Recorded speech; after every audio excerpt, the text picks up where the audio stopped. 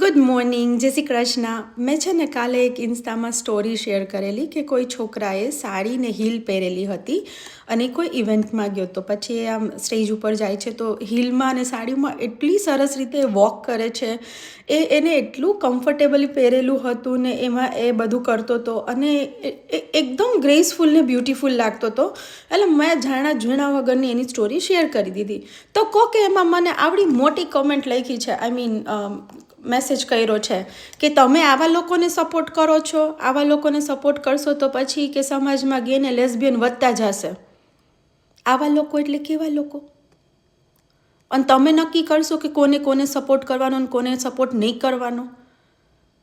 21મી સદીમાં રહે છે, એ હજી એવું વિચારે છે કે સપોર્ટ કરો તો આ લોકોની સંખ્યા વધતી જશે. એટલે એને એ લોકો નોર્મલ નથી લાગતા, એને આ ગે લેસ્બિયન બનવાનો ટ્રેન્ડ લાગે છે, શોખ લાગે છે કોઈને, એવું વિચારે છે.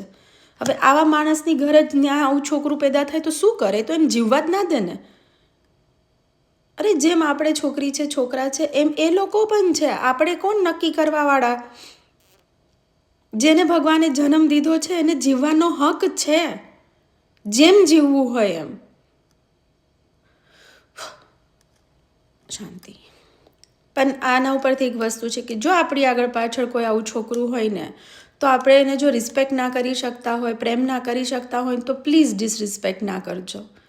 પ્લીઝ એને એની રીતે જિંદગી જીવા દેજો, જજ ના કરશો. ઘણા લોકો છે, હું ઇન્સ્ટામાં ઘણા એવા છોકરાઓને નાના નાનાને ફોલો કરું છું જે મેકઅપ કરે છે, એ ખુદ પોતે જ પોતાની રીતે જીવવાની ટ્રાય કરે છે.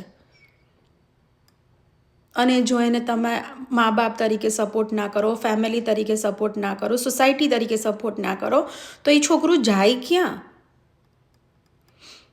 શું કહેવું?